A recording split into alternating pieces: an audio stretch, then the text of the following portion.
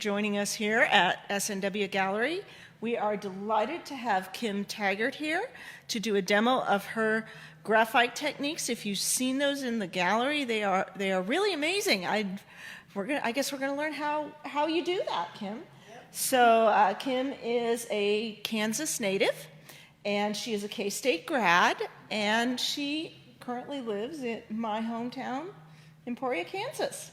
Right. So Kim, please. All right. Show us the magic. Yeah, the magic. Well, thank you for, this was something we had planned back in March, I think. So here we are again. Things are opening up a little bit. I hope you guys can come down and look at this beautiful gallery during their opening hours while wearing a mask, but there's some fantastic things here. So anyway, thank you, Alan, and the group here is great. Okay, so I get asked a lot, is that just pencil? And a lot of times when people are walking by at a show, they'll walk by my tent and see, and they'll think it's photography because of the intenseness of it. Then they'll come back by and they'll start looking and they'll go, "This isn't photography, is it?" And I go, "No, it's graphite." And then they want to know what graphite is, and that's a fancy word for a pencil, but it is more than pencil because I start off with powder graphite, which I've kind of put a coat on this tonight, and I'm going to show you how I do that. And then I start in with erasers, so I don't even pick up a pencil for a couple hours at least. And I do finish it with pencils, but there's a lot of techniques that I use that other graphite artists use as well to get that richness and layer upon layer upon layer. This is one of my new finds. This is a makeup brush that I found at Walmart. So, but it's real fine, real soft, and when I load it up with graphite, I can really I can just keep piling it on and get a real dark background. Here's an example of this landscape I did. I started off with the graphite in the sky, and then the stove as well. This whole wall is very, very smooth. There's hardly any texture on it, and that's because I put it on with a graphite, powdered graphite and a brush.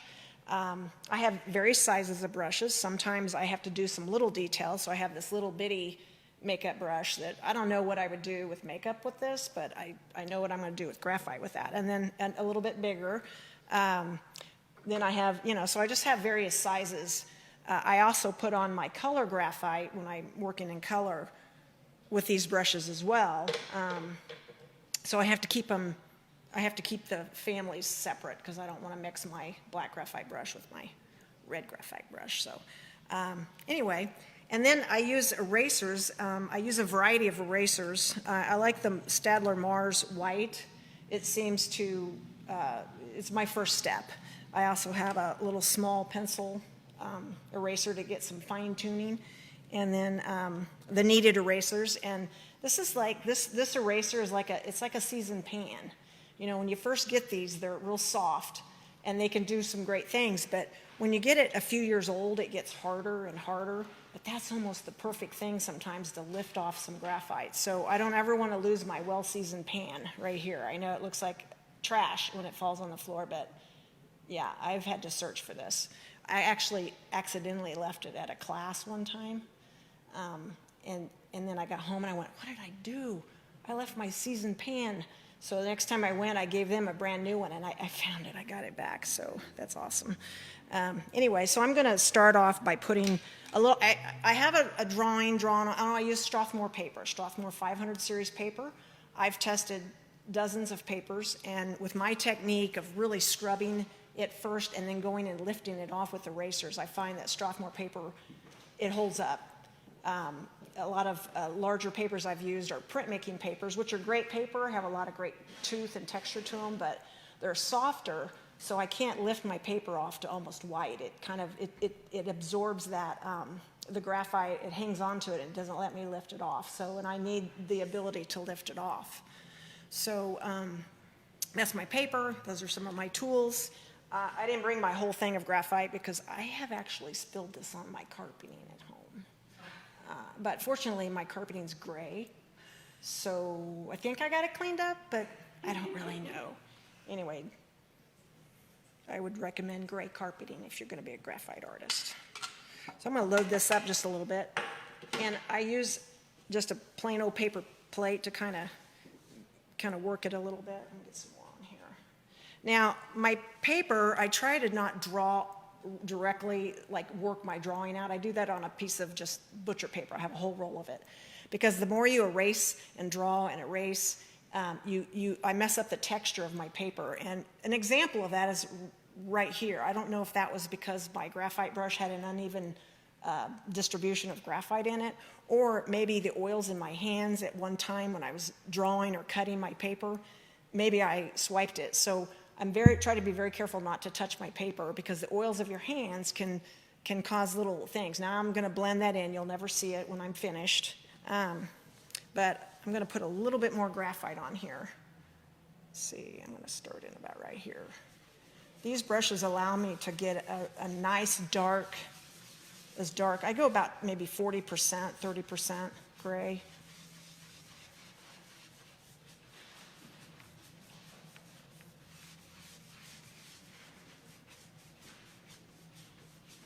Okay. And the reason why I pre-graphited this is because this takes me about 30 minutes, and it's really boring to watch me do that for 30 minutes. So anyway, I'm going to add a little bit more. So I'm going to do, what now? Kim, you might have to repeat my question so that Sure. we can hear it. Yes. Did you, I can get closer to the mic, did you, before you started doing this, you had sketched on there, and Yes. I can see the outline. I put my basic shapes. I don't draw every little cloud or swirl, as long as I can kind of get my main shapes. So yeah, I drew it on my butcher paper, and then I transferred on. And I transferred on with like a graphite transfer paper. So I did draw it on. It's pre-drawn on here. And sometimes when I go to brush my powder on, I lose a lot of my fine lines. I was going to ask So, that. but I can still see enough of it to kind of block it in. So, I'm asking that because Yeah. it may not be coming through. yeah, and you may not be able to see, but yeah, I'm not just winging it. And I do have photo references that I've taken myself. I love the Flint Hills, so a lot of my landscapes do include the Flint Hills. And then I take a lot of pictures of skies, and then I merge the two together as long as I get my lights coming from the same direction. And I have a drone. I'm not the drone operator. I let Randy do that because it's an expensive piece of equipment, and I don't want to wreck it. And Randy Is my significant other, and he bought the drone so he could get some awesome pictures for me. And the land on this piece that I'm going to do is from a drone shot. So anyway, it's kind of nice to get some different views. And normally I'd be using my computer as my reference because it's, a photograph on a computer is backlit and you can see all the little nuances in the clouds. And so I printed out a couple things here, you don't have to show them yet, but just to get some references. Quick little things. So a quick little tease. So anyway, I'm putting a little bit more graphite on here. And then, and I can add more as I go. And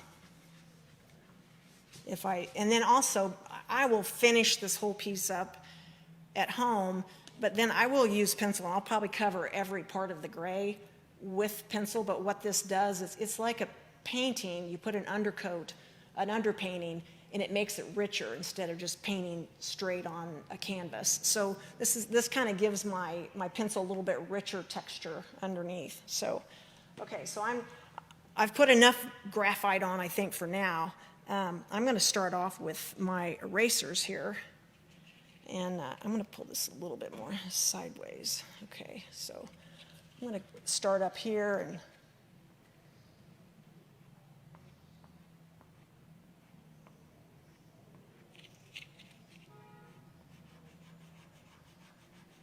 and I don't know if you guys can see this. It's pretty light. I will get to a point where I'll have some really white spaces on here, but I start off just kind of modeling my cloud. Hold this down. Let's see, let's start about right here.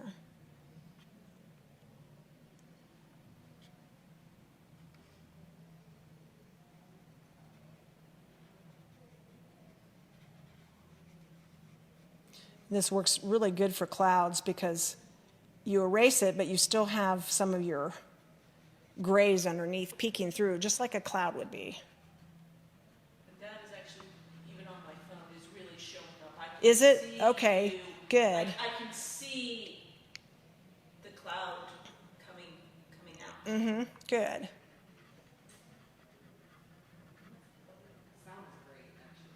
Oh, is it? Can you hear the? Oh. I'll try not to breathe heavily. No.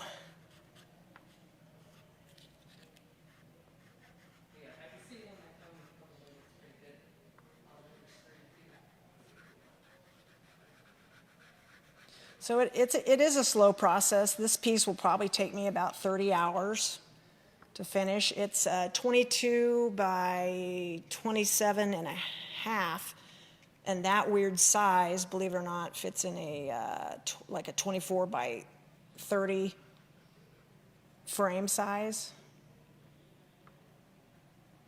Although I do have to say, things always look best when they're custom framed. Yes, they do. Yeah, exactly. But, I try to always keep it without being such a weird size. But I do have a frame picked out, so I'm pretty excited about that. That was something else I was going to do back in March, and then I didn't get to experience that. Let's see.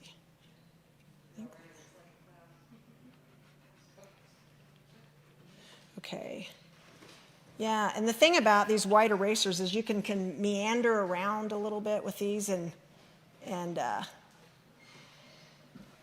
just kind of meander around like a cloud is. These kind of have some wispiness to it, which I'm going to keep building out this way, but I'm going to try to at least get the main shape here.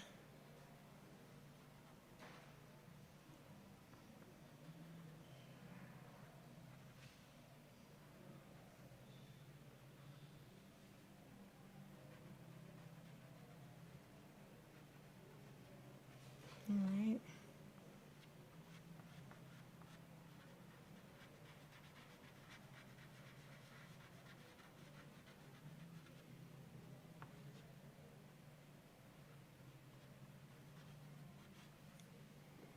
This cloud was kind of at my front door. It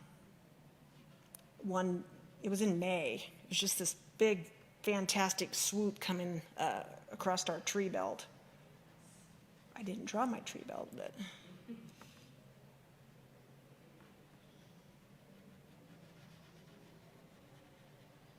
Somebody wants to know what type of paper you are using. It's Strathmore 500 series. It's very thick paper. It's very white for drawing paper. Sometimes drawing papers come in different whitenesses. This has it's a pretty bright white. And it takes abuse from me erasing and erasing and erasing, so. Also, this person came in a little late. They wanted to know, is it graphite powder versus charcoal that you brushed in? It's graphite powder. Okay. Yep.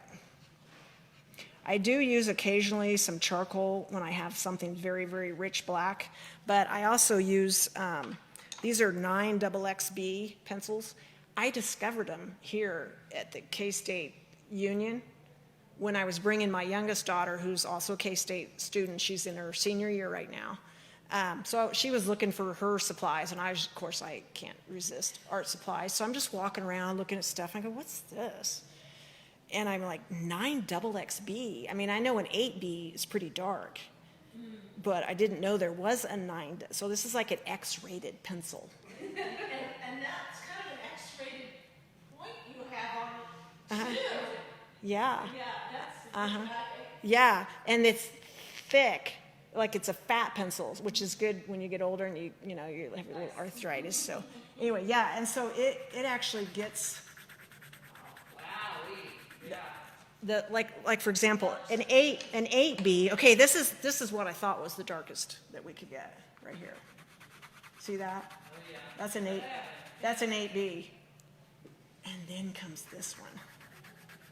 Mary wants to know if you ever use Vine charcoal. I do. Oh, what now? Oh, I'm sorry. What was her name again? Mary, that's our Oh, Mary. Okay. Do I use Vine charcoal?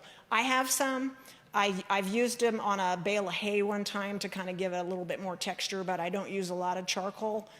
This is messy enough. I can't even imagine if I was using charcoal, but I do love charcoal. This piece, the stove, has a lot of my 9XXB, but I also use some charcoal on it to get the really, really black blacks. So, yeah. Anyway, so yeah, great things come at K-State, you know. All right, I'm going to keep putting some. I feel like it really, I know I'm taking off, but in my mind, I'm putting on. Like I'm putting white on. You know what I'm saying?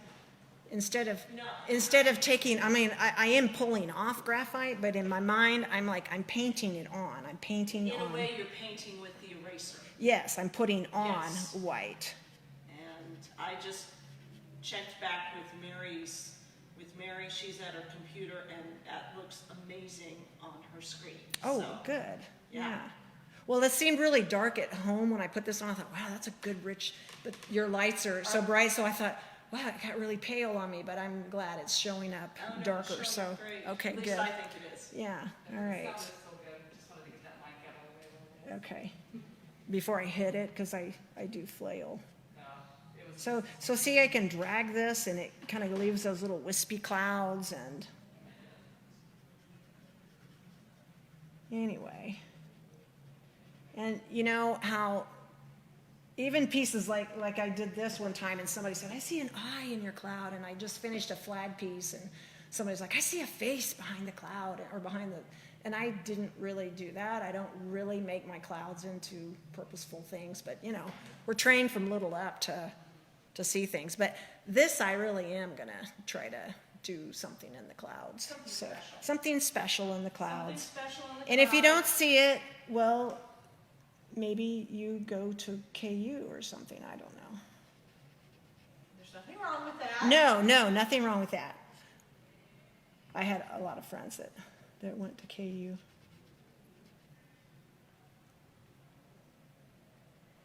I can already see it take your shape, actually. I don't know, I'm just meandering around here. I don't really know what I'm making yet.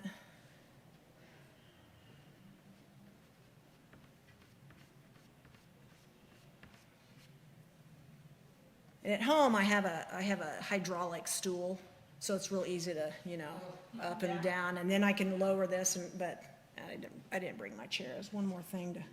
So we have Paul and Sue Godwin. Oh, hi, Sue. And Sue said hi earlier, and Paul says your finished works are amazing. And little plug for our next one, Sue will be here on September 11th, Awesome. and it will look very different than this. Yes. Although clouds, no, she's not doing clouds, she'll be doing the landscape. Oh, okay. She has clouds right now. So I noticed that eraser looks trimmed. Oh, right. Yeah, I also discovered that I need a clean edge every now and then. You can see that, yeah, it's getting shorter and shorter. And I like to keep the little what do you call these? Jackets, like little jackets on them, because then I don't get my dirt Right. into it. This is how I get my eraser, I get a nice clean edge on my eraser, is I use this big scary knife right here. So, yeah, and I just cut it off. And now I have a nice clean edge. Yep. We use those erasers here at the gallery too. Yeah, and I've tried lots of different erasers too, so I'm pretty picky about my tools because I know what works. And But those are widely available. yes.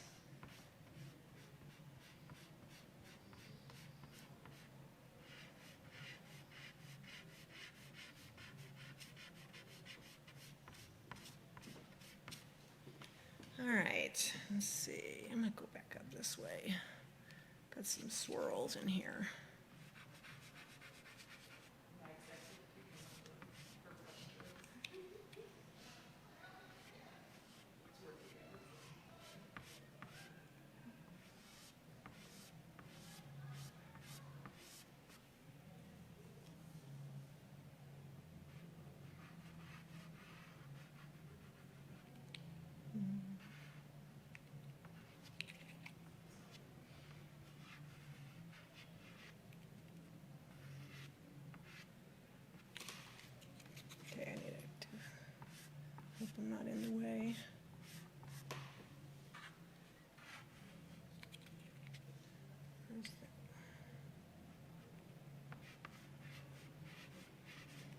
Kim, how did graphite become your medium of choice?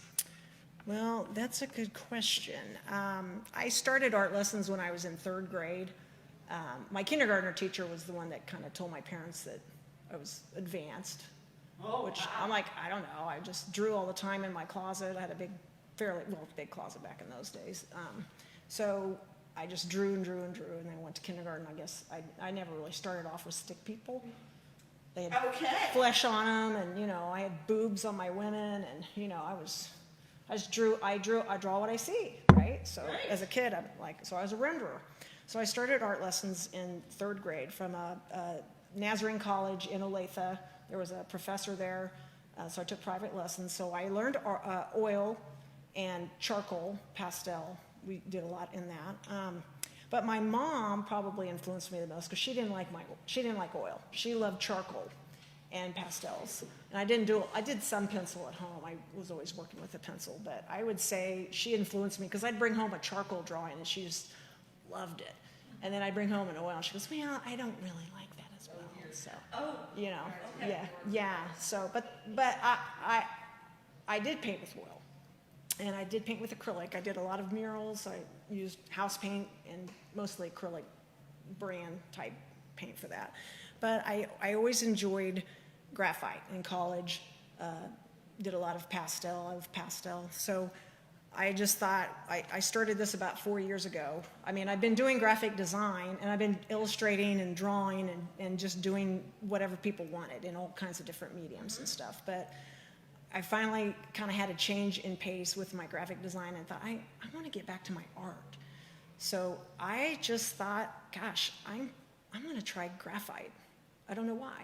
I just felt inspired, and it's fun to work with. Then I started learning all the new tools. Like I said, I went into K-State store and found my 9XXB pencil, and then I started.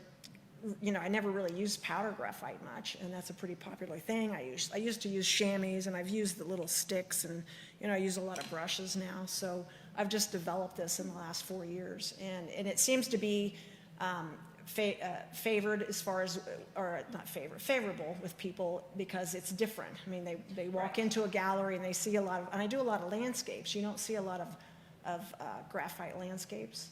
You see a lot of portraits and other things, horses, animals, that sort of thing, but not a lot of landscapes. And landscapes just kind of moves my soul, I guess. So I just started trying to figure out how I could apply these techniques. And so, yeah. And I do a few other things. I've done some commissions that weren't necessarily landscapes, but as long as it has a sky in it, I guess, Somebody was asking me the other day, can you draw a car? I go, can it have a sky behind it? So maybe, Well, I think, Kim, you could probably do just about anything, but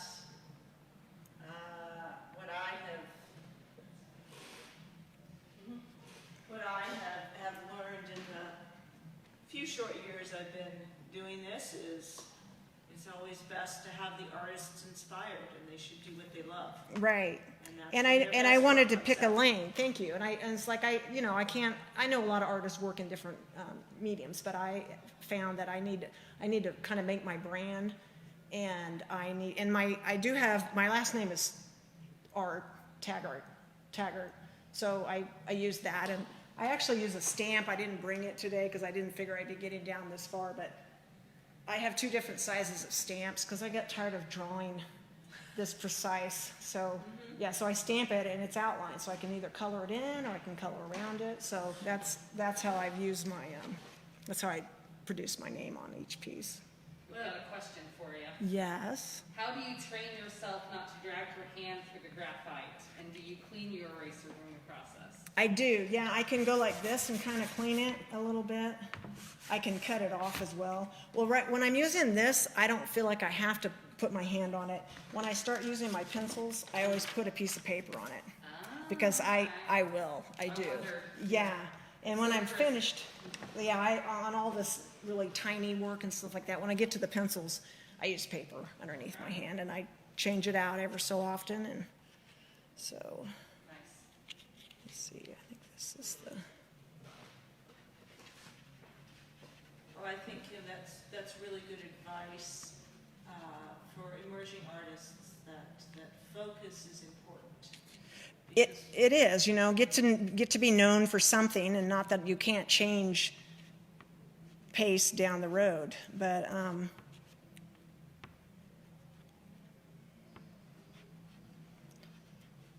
and I felt like I've been pretty successful with my landscapes, and that it's kind of what people know about me now, so.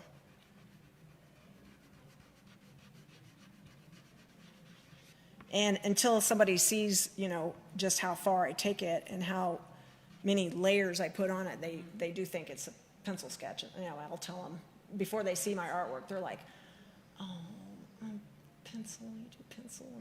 Yes. Yeah, I do pencil.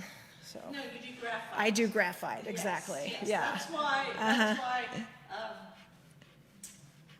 terminology is important too. Yes. That would be number 2 only, right? Yeah, yeah, HB, I mean, that's your, HB, yes.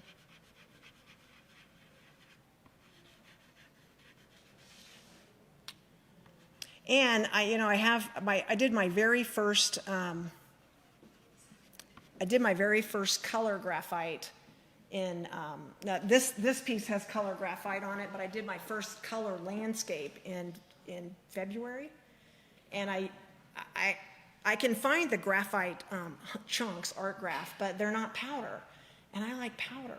So I thought, how can I get these into powder? So I use a coffee grinder.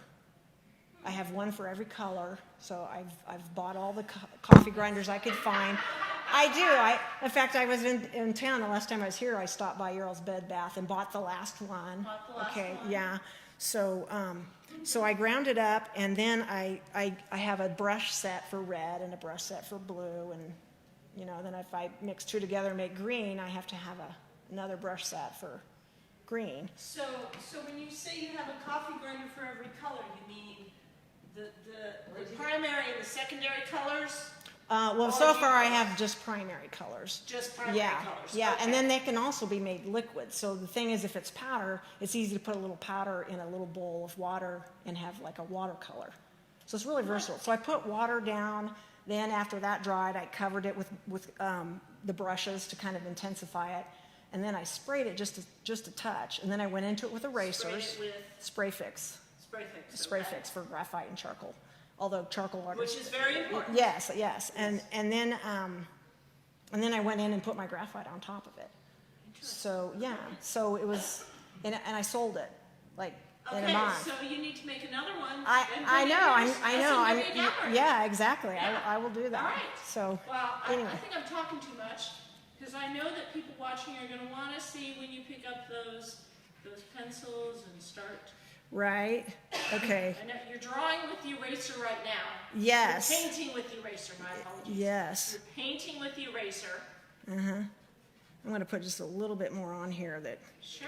I don't know if this cloud's looking like anything or not, but Well, I know what it's supposed to look like, and I have a feeling other people will too. well, they'll just have to stay tuned to give me a week or so to get this finished, and then anyway, and then I use a drafting brush to Right. get all that off of there. So I'm going to move on. I would probably continue to mold the entire sky and then do some of these little wispies up here.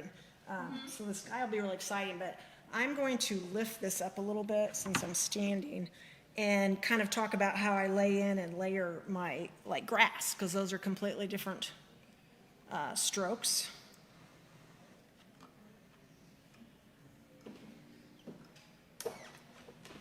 Let me see if I can. Are you tall enough to? Well, I'm just not gonna. We do have a step stool back here. Yeah, I'll be okay. I'm not gonna. Do you have it up high enough? We might. Yeah, I think. Do you have a stool? Not a chair, but like a. Well, maybe I could sit on that little. Maybe the little step stool I would want to work. make sure that we have you on our Oh, right. thing. That's what I asked. Oh, I see. Can you see? go. Let's just see if I can. Yeah, this will work. This'll work. Am I still in there? So what Yes, you are. okay, at least my hands. So I have it's mostly sky, but I'm gonna put some hills in here. And I start off my hills, I'm gonna put this on here so I don't spill. I'm gonna start off with, I'm gonna kind of show over here. I can color with an HB, this is just an HB pencil. But I can make some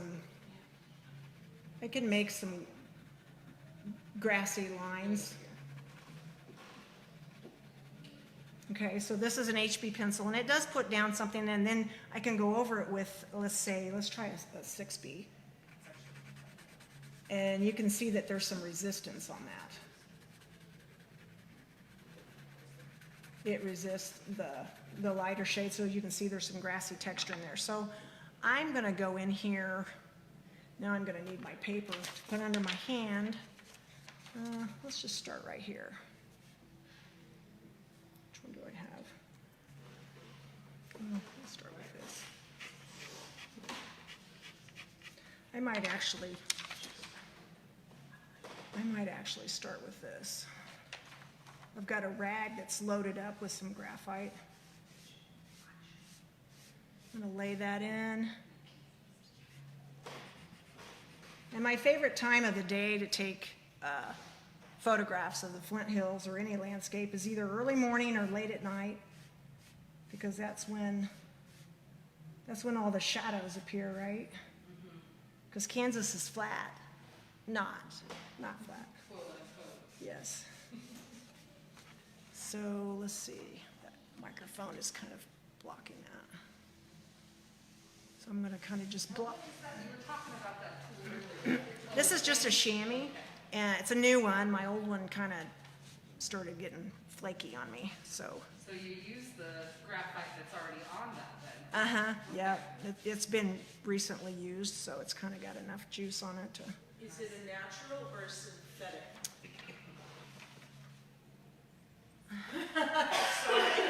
I don't know. Okay. I took it out of the bag. It might be, it might not be. I got it from an art supply store. Yeah. It's cheap, is it deer or cow skin? Deer skin, isn't it? Now we're making her wonder. I don't, Okay, never mind. I don't know. I don't know. It's from an art supply store. It's from an let's go art with supply that. store, yes.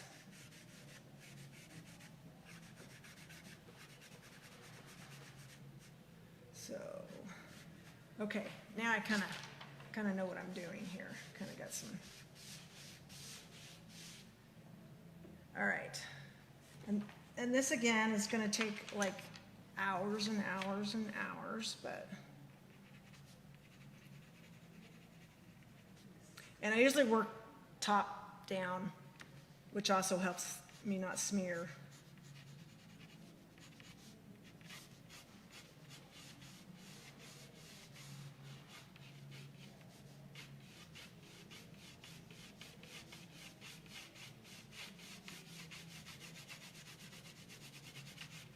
And then I have a little bit of a edge here on the. And then I just build my layers. Like as soon as I think that I've got a nice layer to it, I go a step farther. And I'll put texture when I get to the grass in the foreground, but I won't put a lot of texture in the background grass.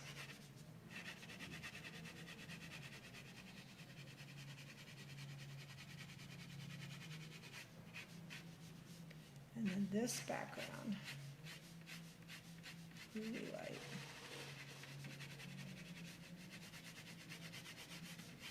Kim, do you know where this, your reference photo, I know, I see you looking over quite a lot. You've got the reference photos over here. Do you know where those were taken? Sort of. I come to K-State a lot because my daughter's here. So I go 177 from Emporia, 50 Which highway. is a great drive. It is a great drive. And my kids don't like for me to drive because I'm usually driving while trying to take pictures with my head out the window.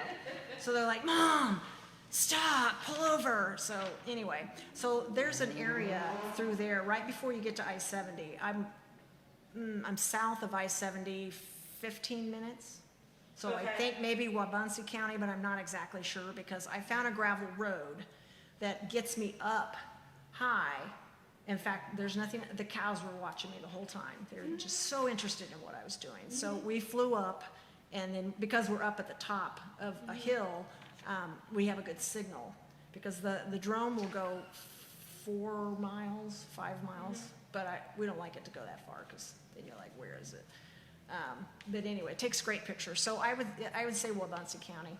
And because there's an area there where it's almost like the Flint Hills are like somebody squished them together. You know, they're not, do you know what I'm talking about? That little space? I know. Yeah, I and make that drive down 177. yeah, so anyway, so they're fantastic and so it's worth the drive from Emporia to. And it's fun to compose with, you know, I find a landscape, you know, a horizon line I like, and then I find a sky I like, and I merge them together in Photoshop to kind of get my composition down.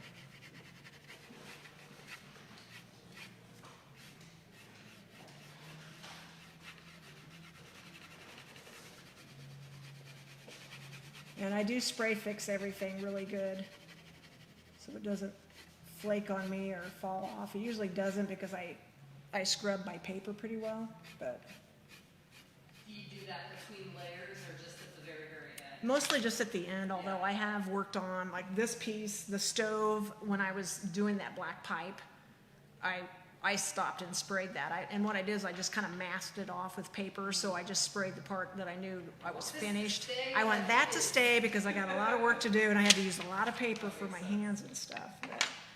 So I'm gonna smooth this out because I don't really like hard edges.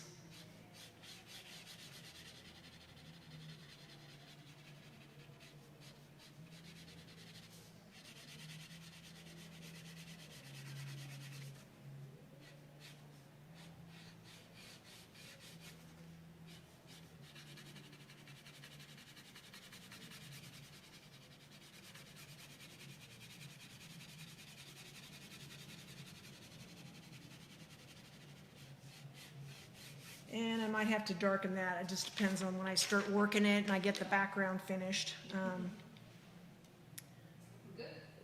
Let's see, I'm gonna put some shadows in here. And I always do my darkest, my 9XXB is my last step. So I might go in with a 6 and 8B, think I'm dark enough, and then I go in with that extra punch. And having taken a photography class, because as an art major, that's one of the classes you have to take, so which I really liked because it helped me to see shadows and light as like a shape, part of the composition. We usually have to do black and white photos. Yeah, and we developed them ourselves, so it's like I always learned that you have to have some really black, 100% blacks. Then you have to have a little bit of 100% white, and then all the shades in between. So that's in my brain all the time. Yeah. So, you know, I always want to figure out what's my black punch going to be. And, you know, like the cloud up here is when I keep working it, it's going to have some definite solid white spots on it, some hot spots on it. Do you ever go in with a white pencil or do you basically do it all with the? I have had to a couple times. I did a fence, a barbed wire fence that was kind of rolled up on the ground. Actually, it was out Road 177. I was out there one morning taking pictures, and the guy that was going to feed the cows drove up in the truck. He sees artists out there all the time, and he goes, "You guys can come on in if you want to." And he pulled that, you know, the barbed wire gate, so to speak, and put it on the ground so it was kind of rolled up. I really liked that. And so when I finished that, I needed a little bit of morning light catching the barbed wire, and I'd already gone too far.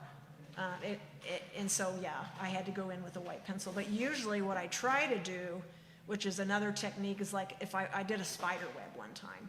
So in order, you know, as a kid, you know, you would do some like you would take something texture and you'd color over it and you could see it. So what I do is I get some tissue paper with a sharp, like a 2H, something hard, and I go in and I draw, you know, whiskers, or I draw the spider web, And then when you color over it, you can see the relief on that. So that's one way of, I could have done that on my barbed wire had I thought ahead about it a little bit, so. Anyway, so I'm just using a 6B right now. So it has to go a lot darker, but it's a layering process.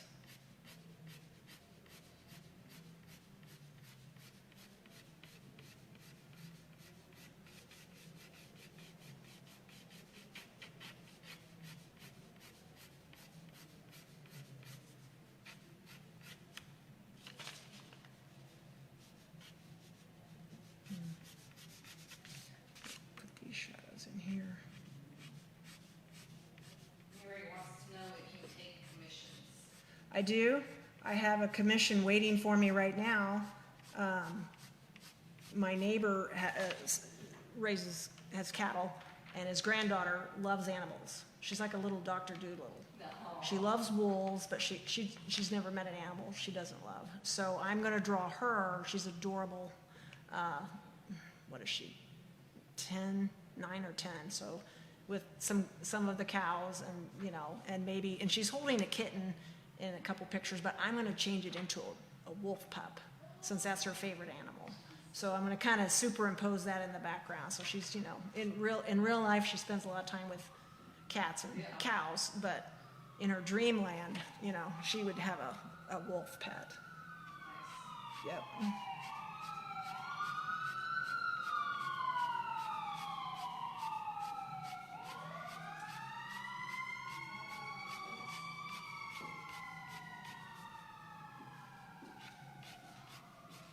Are they after me because I illegally parked in back?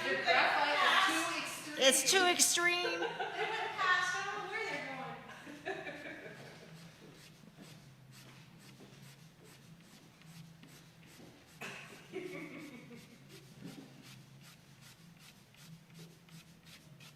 going. Okay, so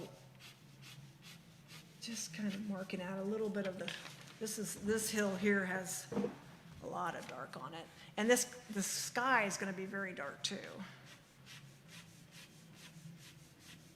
Because we're blowing in a storm here, but.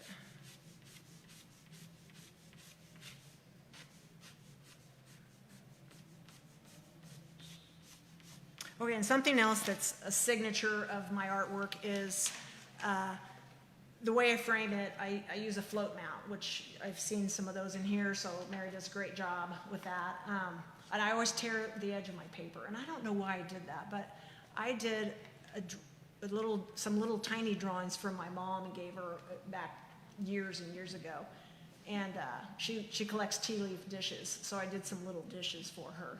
And I tore the edges. I tore it out. It was like on watercolor paper. So I don't know why that was an obsession of mine from a long time ago, and it still is, and I didn't really even think about that. I used to do that. So I tear my edges, decal my edges, I float mount everything, and I pretty much use the same 2 or 3 gray and or white matte boards on everything.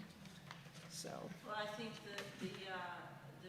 I think the choice of paper and the decal edge and the float mat really help emphasize what the meaning is. Yeah. As it is. So Yeah. And even, so that's if I have any control over, I know if some people buy originals and they frame it themselves, but I always decal my edges. Nice contrast. Yeah. Anyway. This video will last for about 35 hours, so if you guys want to go get a drink, a couple drinks, I don't think we're come back. Get quite that Okay. far. I don't have to finish it No, here? you don't have to finish okay. it. Oh, good. Is there any other special technique that you would like to share with us?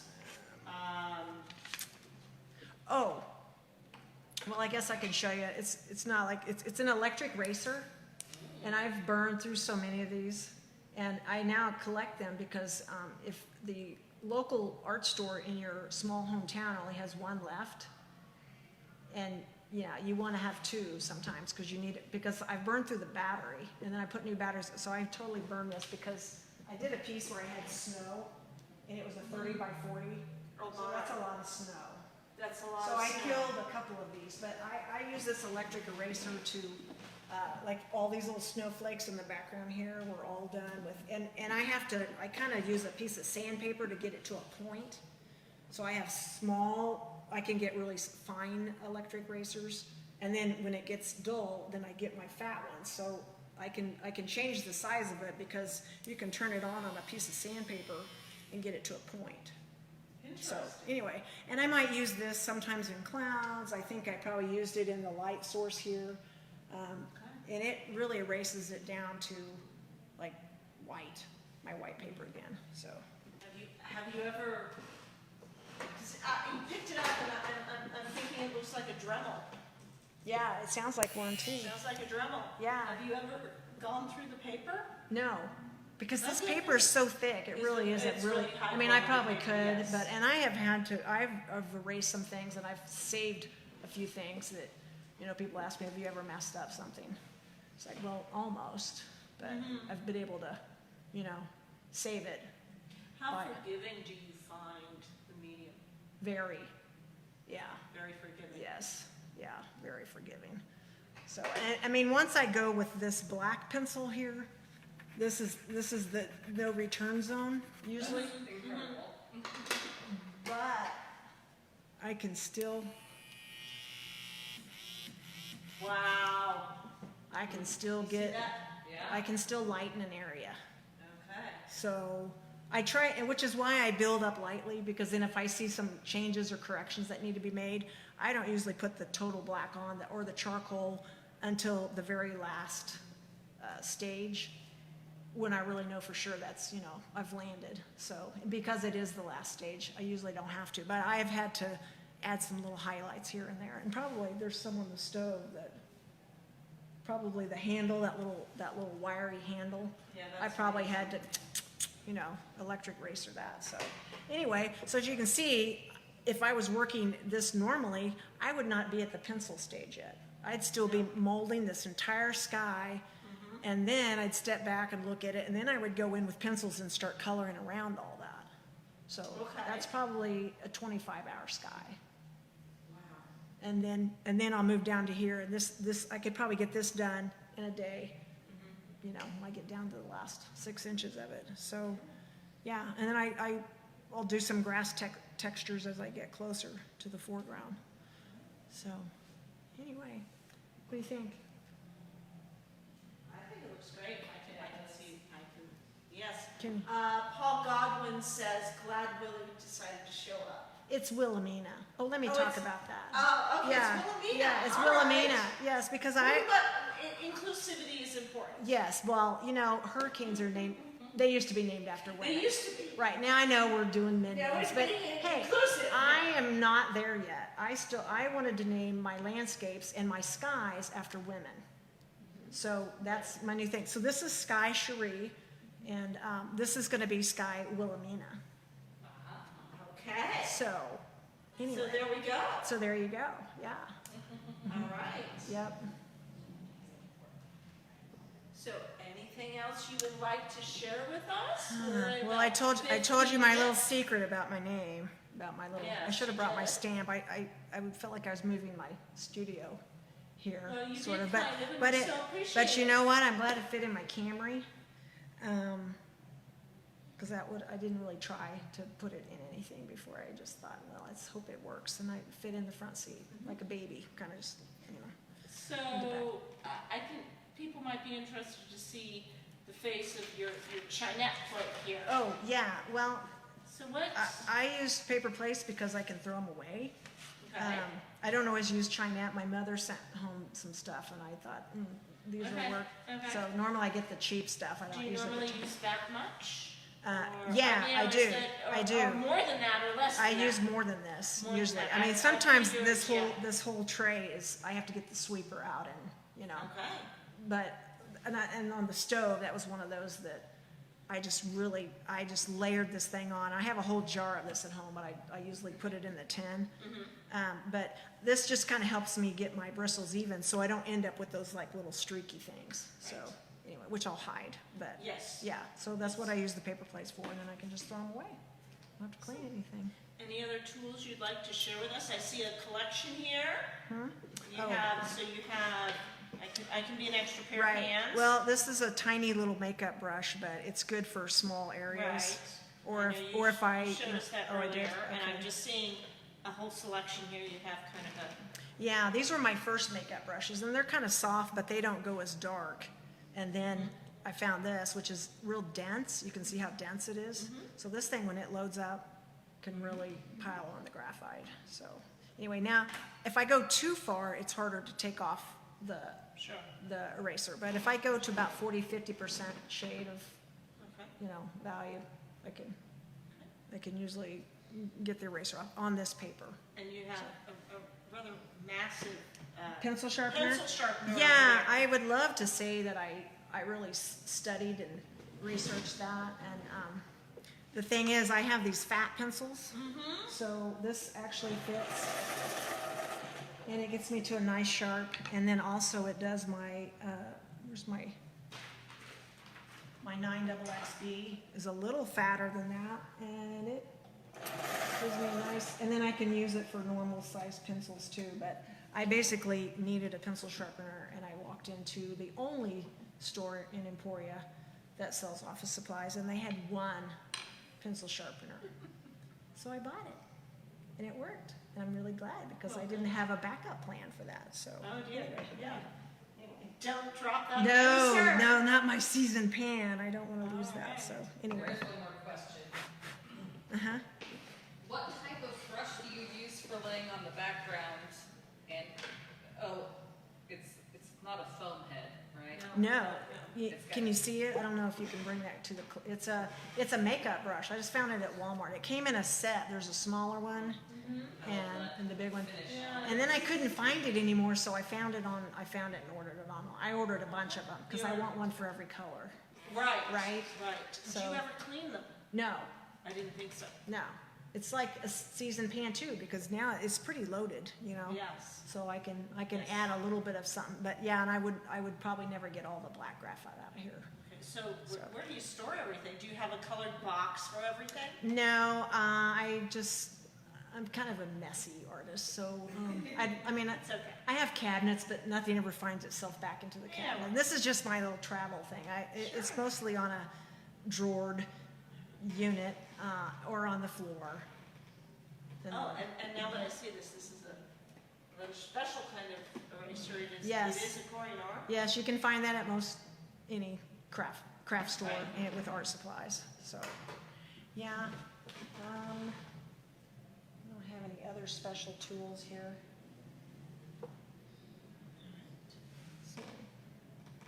So, any closing comments, Kim?